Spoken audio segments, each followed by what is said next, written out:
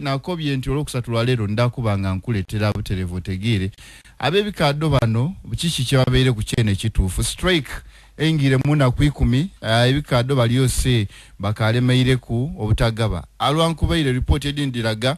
nti ebikaddo bino byo biri kutundibwa era wenasembi okubaako ni RDC owa district aid ndangalika nti banabe bikaddo banalika nti mutatana bikaddo babawaire solution era aliko banti abantu mutwale bikaddo mutunde bikaddo mutunde bikaddo bei eribagana ngayo bigambo bya Gulume Richard ngalika nti mutunde nge bikaddo ebyo mweyambe mu buzibu mulimu price edin didakubagana nga ainga mweyambe mukasera kano Isa Budugo ye akoba nti ebikaddo mutageza kutunda waire mulemereku Mwami Sabudugo no ali kulala ni baina abandi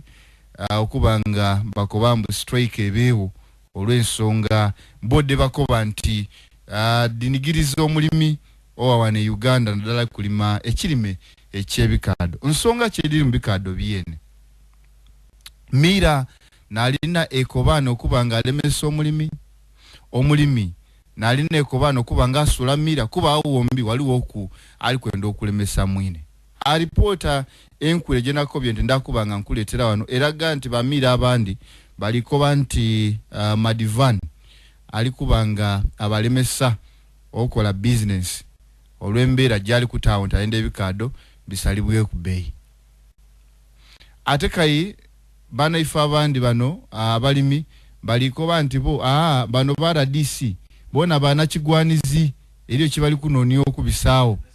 bona balikwenda kubanga baliamu akasente owaba miras bana abalimi bebikaddo bano ba chairperson abalimi bebikaddo bona abantu bali kwetega mu ministries eyo no wa president balikwenda kubanga bali omusente nga balira ku balimi erambo balikolagana ala ni ba commissioners ba minister no kwenda okufuna akawaganya committee nga president bafune omunago gwebwe bana abakulembeze abalimi bebikaddo oterabira nti nikulo omwaka 2022 ebikaddo ebyadagalika basobola begema kikwekweto wuyo gayo gabengire State House era okumaliriza bajo maliriza nga bafunyeyo omunago bengira State House bamaliriza ke bafunyeyo omunago ojimu ku minago gye bafunamu mwali mokoba nti ebikaddo kabijja atyaka era mu kujja atyaka eyo okwogera okuyanda ensonga de event waliwo embeere y'okutwala ebikaddo eruyi Mwami 7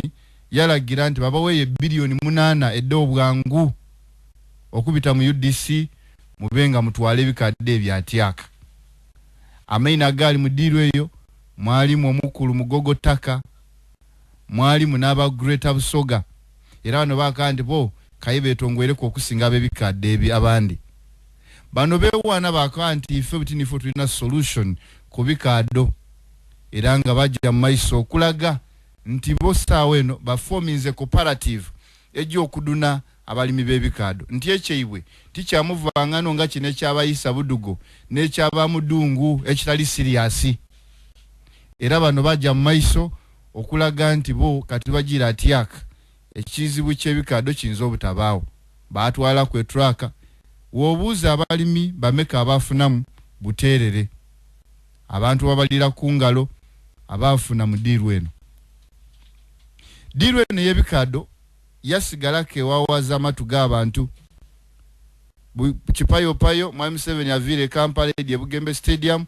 yabuza abalimi gucho gubadde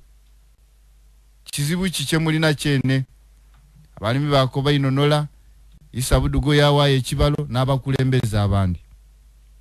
Mwami 7 akandi ndaba wekyuma mutandike okubasukali weimwe engalo dawala n'okwesimisa embere yali yetusewo mu ngeri nendala mu meeting eyo mwalimu bana abalimi okanti tukuwe tulikwenda kuwa short term tukuwe long term tukuwe ni mid term solutions short term ngali kandi kale wetuba tulitwala atyaka katutwale bikaddo atyaka akaseera kano mid term bakanti government mwandibeire mugemerala obe ebikado bidemi okulongoka akatale muweyo kwa abalimi card advance long term solution bakoba nti biti mutuwambe muterewe ekyuma ekinakuba sukali abandi bakoba nti government yakuno yamala okuba ngetayo sente mu UDC editandikirwaku okugula itaka ery'ebikado mbaya abalimi bano n'abakulembeze abalimi ebikado babona iko bitaba serious ku nsonga eno esente diri kuvundira mu UDC dabale motolayo lukwesi kyoliwo lukwecho oluliwo olwa abalimi bana ab'ebikado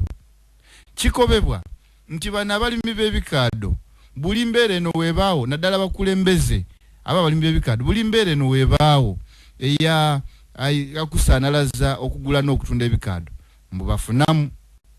bafunamu batya abandi kubo bajja bafuna omukisa ogunegotiatinga ne ba mirrors bafunayo ka kickback abandi kubo bajja bayogera ni government baka nifo tubategerera mutugemeku mutuwe ni kasente tuogere nabo buti abali mbona ikandi buti ni baradisa batabitegere byebikado babingiremu mugano gwa kufunamu ekitufuna ekiriwa ani ali kusubawa ani ali kwogera ekitufu alipota egema ku bikado ndikwenda kuletera buti kajojoji weibuzo n'abami abakulembeze babalimi b'ebikado kiki kyene ekitufu kye balikola bali kulya mugati ene bawangaza strike Oriogeti program ensine byayo Lisa Grace Mwesigwa. Fana Uganda, are you ready for the new way to enjoy football and win big? Introducing Sports Day 10, brought to you by the Ugandan National Lottery. Even me, Dennis Onyango, knows that with Sports Day 10, you can predict the outcome of 10 football games and score big. Tickets are just 500 shillings, so what are you waiting for? That's right. Don't miss out on your chance to play and win.